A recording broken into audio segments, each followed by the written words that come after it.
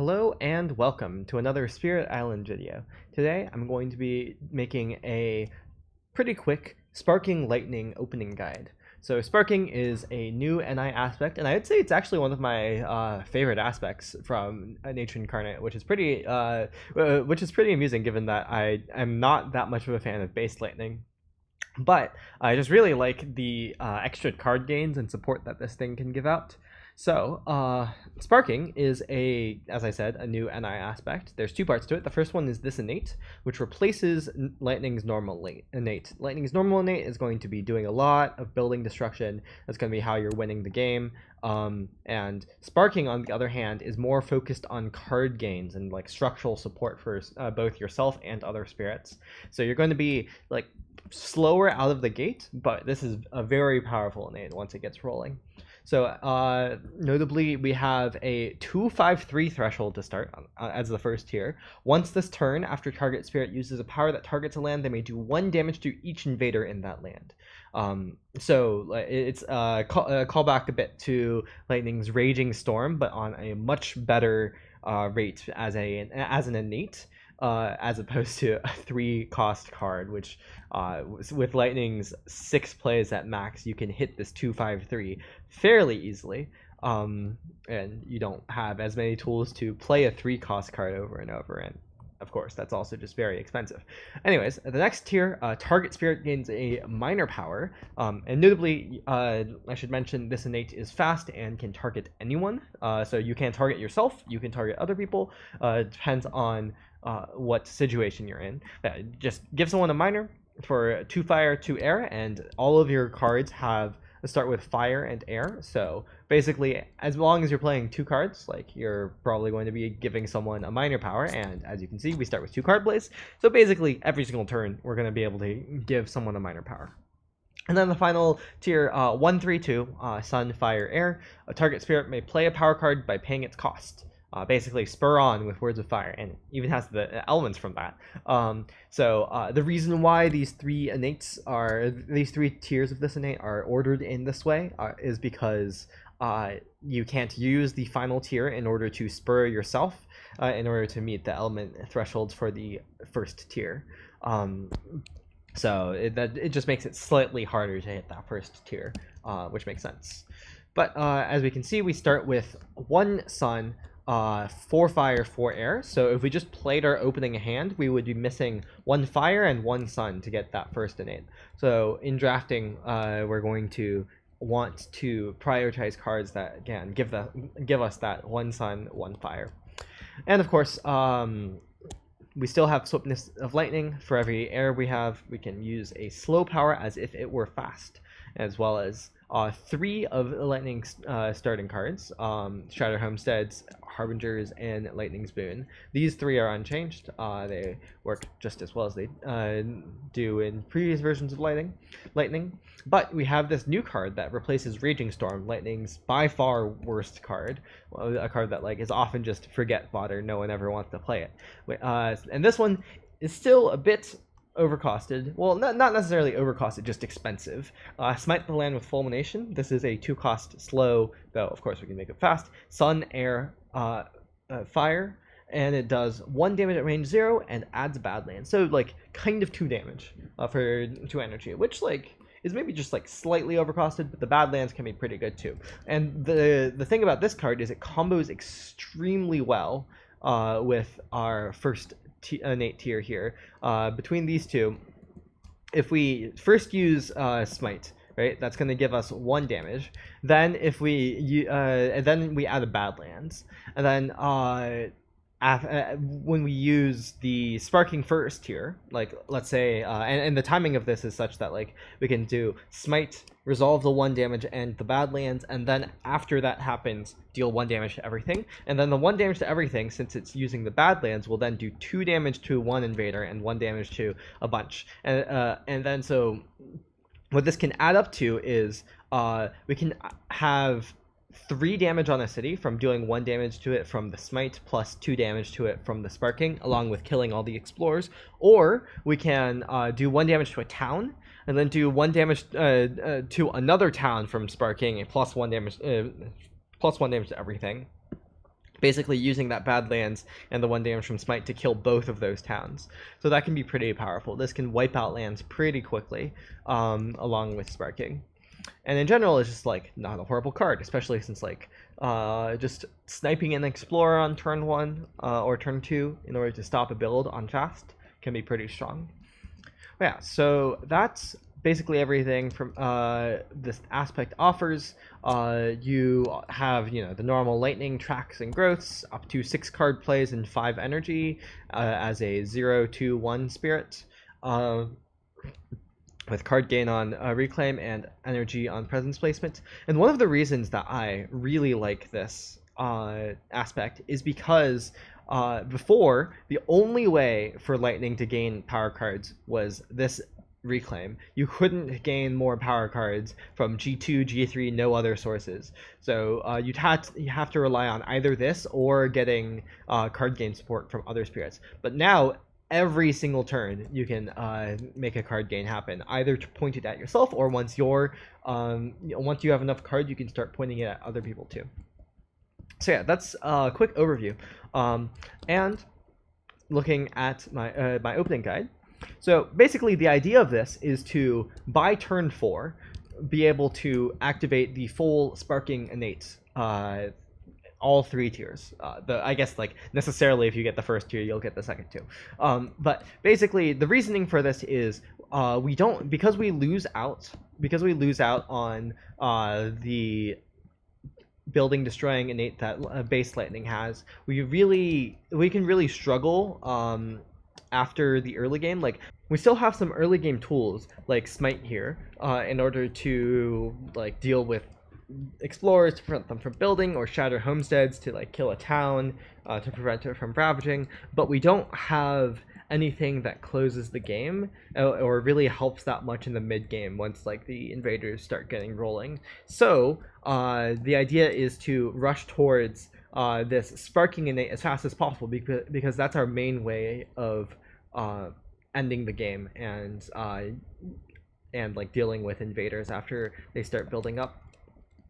So turn 1 and turn 2 are fairly simple. We're just gonna do some setup card gains, and for this I generally really like being pointing Sparking at myself for the first few turns. And the reasoning is because we need to build up to this first tier of Sparking. Hitting this 2 sun, 5 fire, 3 air means we need 5 card plays and 5 fire cards, and notably we start with only 4, so we really want to be able to hit that.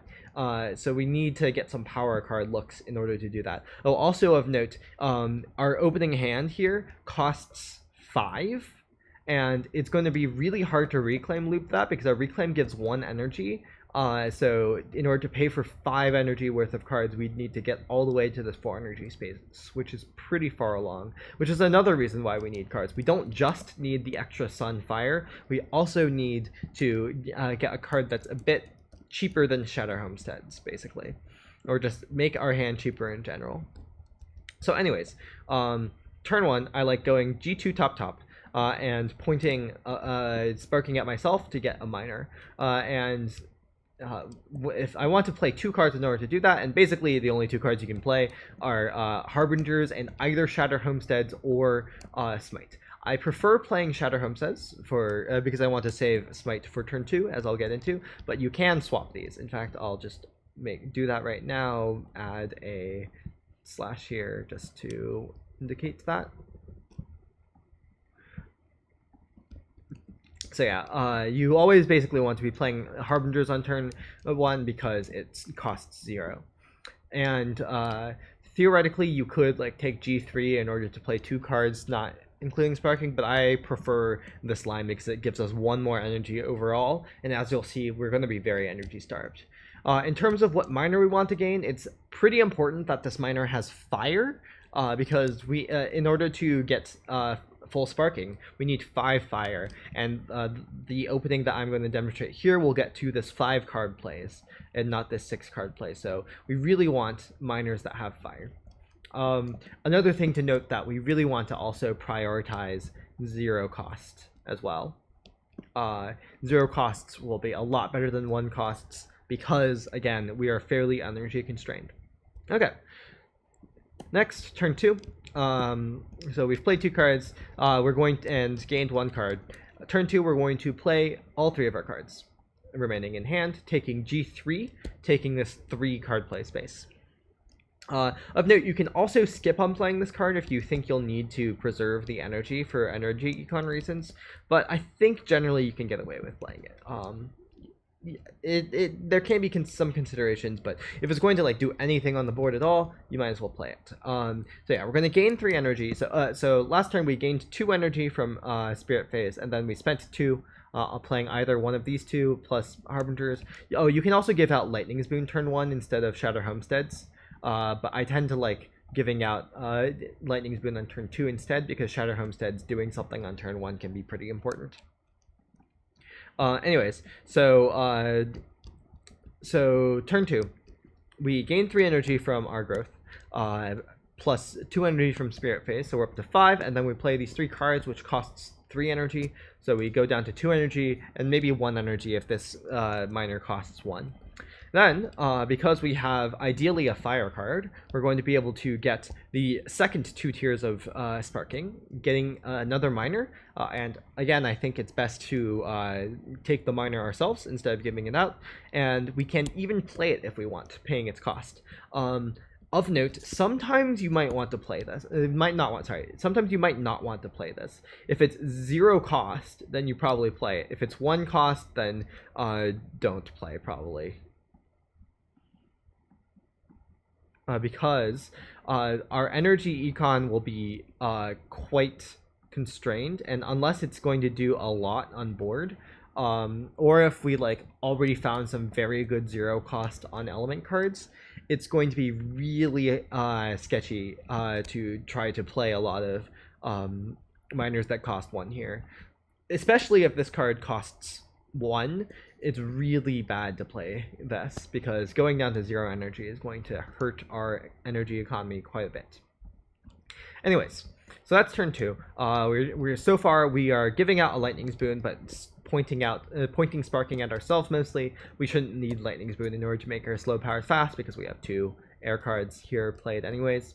So yeah, then turn 3, we're going to reclaim, gaining a power card. That'll put us at all 4 of our uniques back in hand, plus 4 minors, one of which is the minor we gained on turn 1, one of which was the minor we gained on turn 2, or sorry, 3 minors, not 4, and the third of which is the one that we gained on growth here. So here we get to play 3 cards, though sometimes I think it's good to keep 1 card back in hand instead of playing it, in order depending on how the elements work out. We really, at this point, we want to be planning, how am I going to be able to hit sparking on this turn 4, right? Because turn 4 I'm going to take G2 bottom in order to get to that 5 place, and I want to be able to hit sparking then. If you play 3 cards like this, you might need to rely on this minor that you gain from sparking this turn to have fire, because as you can see, you've gone down to 4 cards here, so your 5th card would have to have fire even if it has perfect other elements. So that's the argument for keeping either this minor or this Lightning's Boon back in hand. But also you really want to hit 2 fire, 2 air to get sparking in the first place. Like not playing Lightning's Boon and instead playing Shatter Homesteads and a minor that doesn't have fire air is not amazing for the prospects of making it easier to threshold sparking, because we're still going to be missing. We're not going to be able to gain this card then, so it's going to like not progress us that way. So yeah, basically we really want to be able to hit sparking next turn. That's our consideration here, and this turn is meant to as like set up for that. So assuming we play these 2 plus like a minor that maybe costs 0 or something, or maybe holding this in hand, we're going to get just this tier of sparking, the second one. We're going to gain a card, putting us to 5 cards in hand if we play this minor, 6 cards if we don't. Okay, and we're going to have 2 energy minus like maybe 1 if this costs 1, maybe 1 if this costs 1, maybe 1 if this costs 1. This is why it's so important to keep these costs down and prioritize 0 costs, because we're going to be playing miners quite a lot, and we only have 2 energy income. And with our expensive uniques here with Shatter Homesteads and Smite, that can add up quite a bit. So that's turn 3. Then turn 4 is our sparking turn. So this turn we need 3 fire miners in order to hit sparking.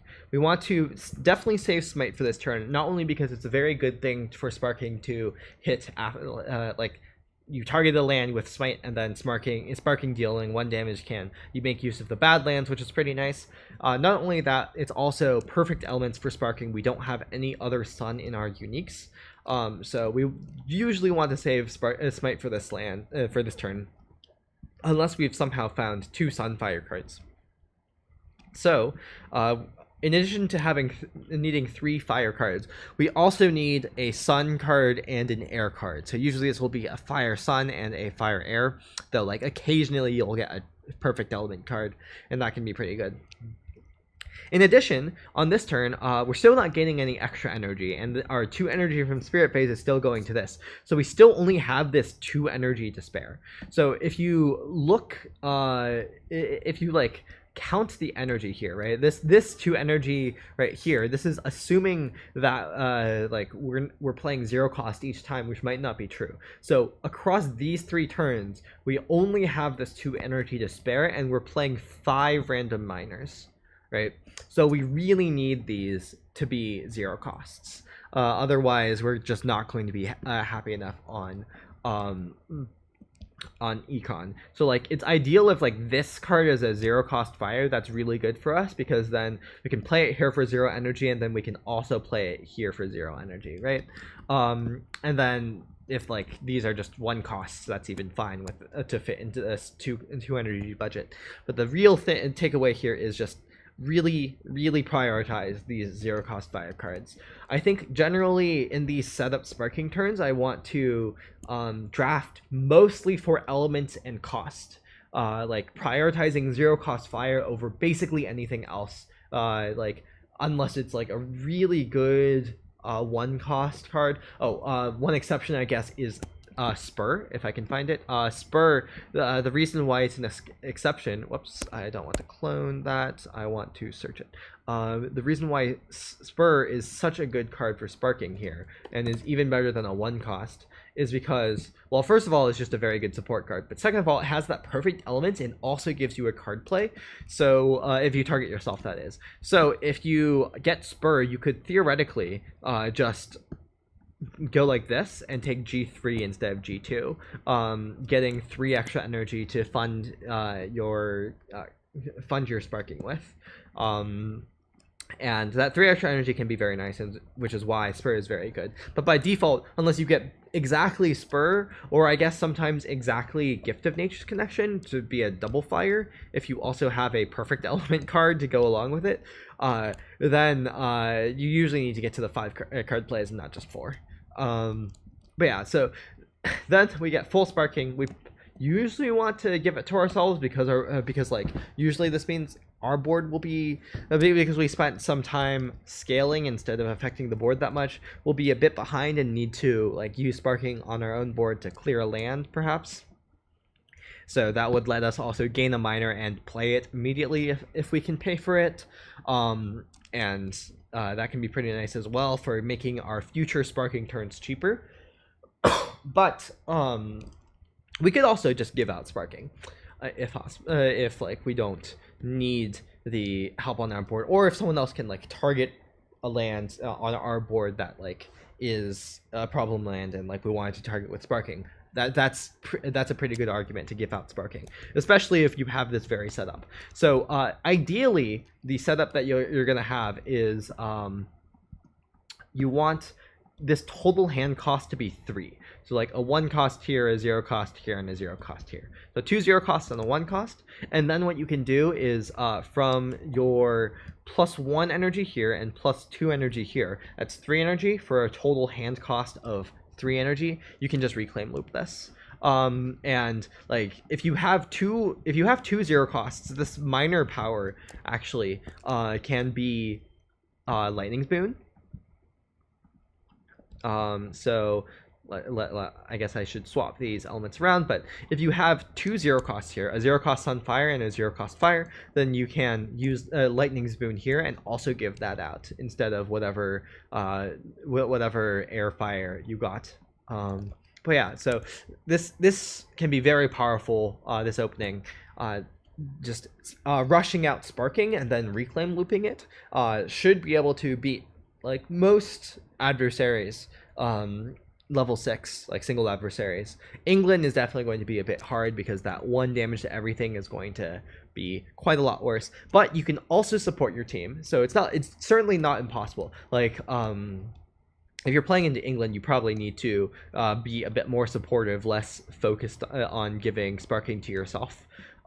But yeah, also at this point, after Reclaim looping this, you don't necessarily need more cards, right? More cards is not going to necessarily help you that much because if you've already built the perfect hand to Reclaim loop. So giving out Sparking to someone else can be a very powerful support as well. You might want them to still target your board because, like, you know, Reclaim looping this hand is likely not going to keep up with your board on its own, but giving someone else like the extra card gain and card play is very powerful.